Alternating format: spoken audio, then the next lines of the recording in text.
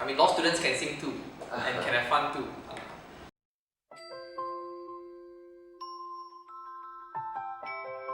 Hi, I'm Kevin.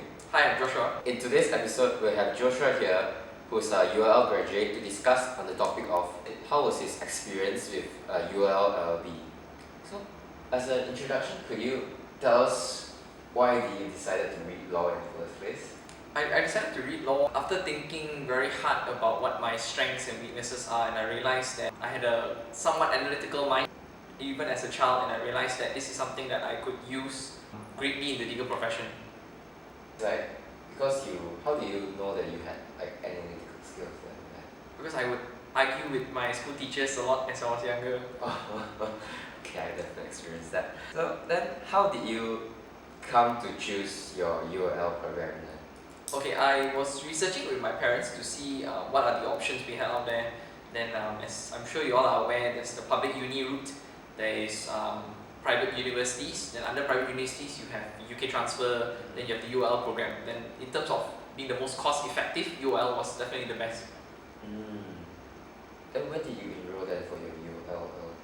Okay, my first year I did it at Advanced Tertiary College, then in my second and third year I did it at KDU. And when did you transfer then? Okay, in my first year, classes were mostly on the weekdays, then during revision, classes were primarily on the weekends. And at that time I was actively serving in church, so I wanted a course that would allow me to be free on the weekends to do that. Yeah, so then after my first year, I did some research to look for a university that only had classes on the weekdays so that my weekends could be devoted to church. Yeah, and KDU was that university. Oh, how was the UOL LL.B course structured then? Okay, we had compulsory subjects, we also had electives. Yeah, so in your first year you have 4 compulsory subjects, and then in your second and third year it's up to you to arrange whether you want to take 3 compulsory subjects in year 2 and 1 in year 3, or whether you want to do a 2-2. Yeah, so what I did was I did 2 compulsory subjects in year 2, 2 compulsory subjects in year 3, and it was 100% exam based, so no assignments to save you. Whatever you could remember in the 3-hour exam, yeah, that was all you had. So for UOL, you're strictly assessed by examinations. Correct. So even then, are assignments given?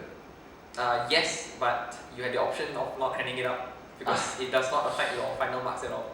Oh, okay. What were the requirements for you to go into the program then? Okay, because I did A levels, all that was required was 2 passes in A levels.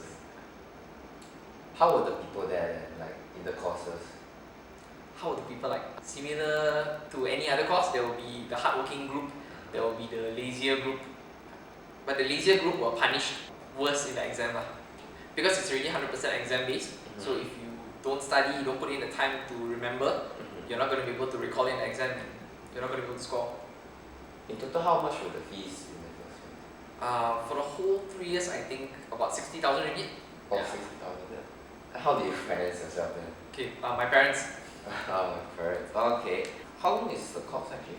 3 years. 3 years. So 1.5 years in A levels and 3 years in your UOL. So Correct.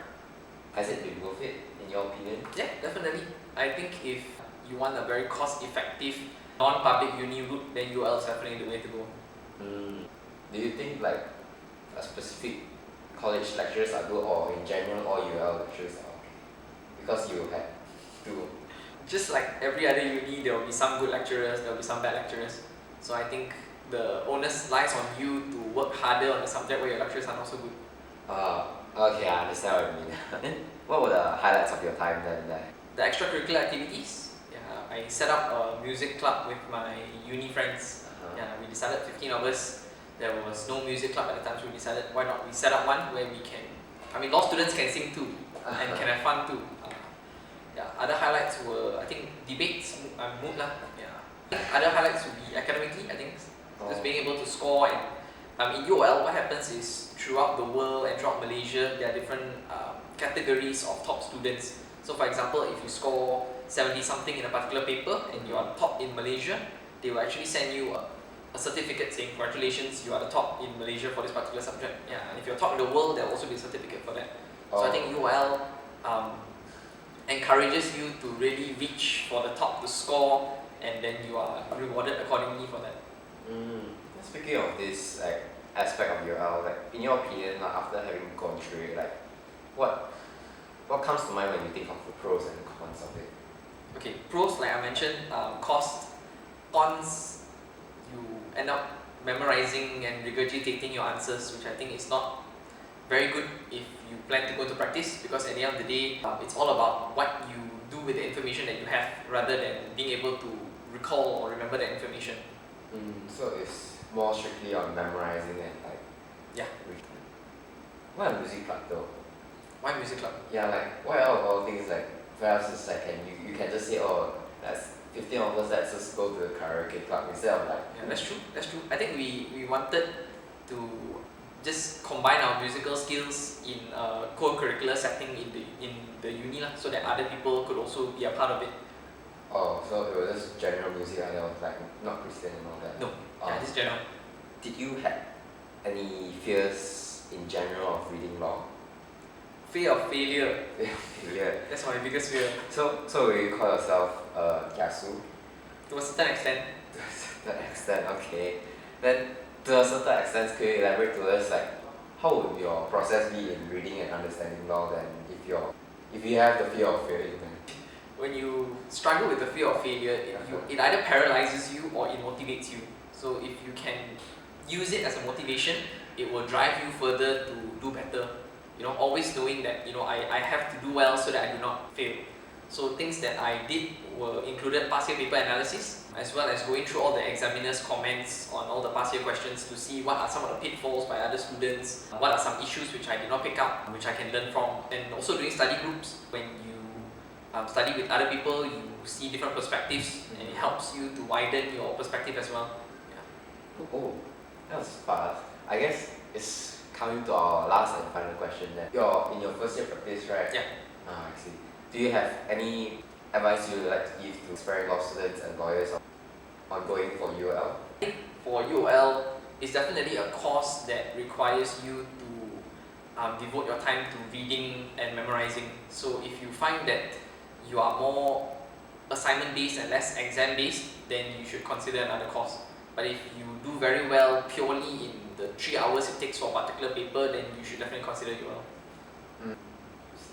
Well, that's about it for interview then. Thank you so much for joining. Thank you. Hello. Thank you so much for watching the first interview of this student phase. To make things much more digestible, I've added a brief summary section that includes my personal opinion on what the key takeaway lessons are for each interview. To start, I wanted to say that filming this interview was interesting and funny in the sense that I had to test my ability to steer the conversation again. To elaborate, I would like to believe that as an occupational hazard, most interviews, especially the ones that handle contentious matters, have the gift of the gab. And this was probably my 5th or 6th interview I've done. Naturally, I've gotten used to steering the conversations when, let's say, the interviewee provided an extended answer that went above and beyond the questions that are asked, or simply provided an answer that just didn't answer my question. So imagine my surprise when the interview this time provided precise and straight-to-the-point answers to the questions. It wasn't wrong. In fact, it was something I wanted, but it just didn't felt right. It explains why there were so many sub-questions in this interview. I'm telling you, for the rest of the interview, they're all not that cut to the chase.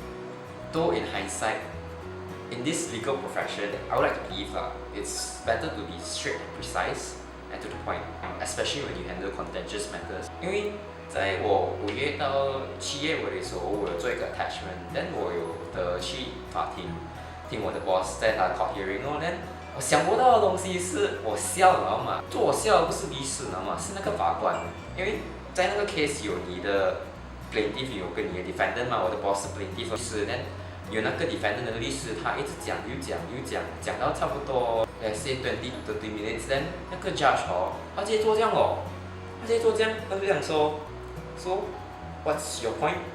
I already told you that you repeating your points. Can you get to the point straight? Can you get to the point? 我在那边我那边也能这样啦。Anyways, a quick sum up for your easy understanding is that I actually had lunch with Joshua after the interview, and from the conversation we had, I could see that he was a very rational and practical person. So it only made sense for him when deciding to read law. And as for why he read law in UOL, it was the most economical approach in obtaining an LLB via IPTS. What's interesting and something I didn't know is that ATC classes are tailored for part-time students, meaning students who are working while studying, whereas KDU are tailored for full-time students. That way, the classes are only on the weekdays. So yeah, that's something to bear in mind when you're choosing colleges. And in terms of how the course is structured, it's a mixture of compulsory subjects and electives, and it's very similar to all LLB, so I'll leave it to your own research. What's important to note here is that likewise with A-levels and SPM, UOL is examination based, meaning that you'll strictly be assessed by way of exams. Doing assignments and etc. will be out of your own volition if it helps your understanding. And the requirements are only 2 passes, meaning 2 E's if you're coming by A-levels. I'll end by giving a mixture of his experience and my own opinion on the whole interview. Getting into UOL is doable. Surviving, on the other hand, is an insurmountable feat. Because don't forget, even if you pass your UOL LL.B, there's still the professional bit you have to take, and most UOL graduates take CLP. So just imagine you go through UOL examination so hard and then you go take CLP some more. It's like your brain will die one.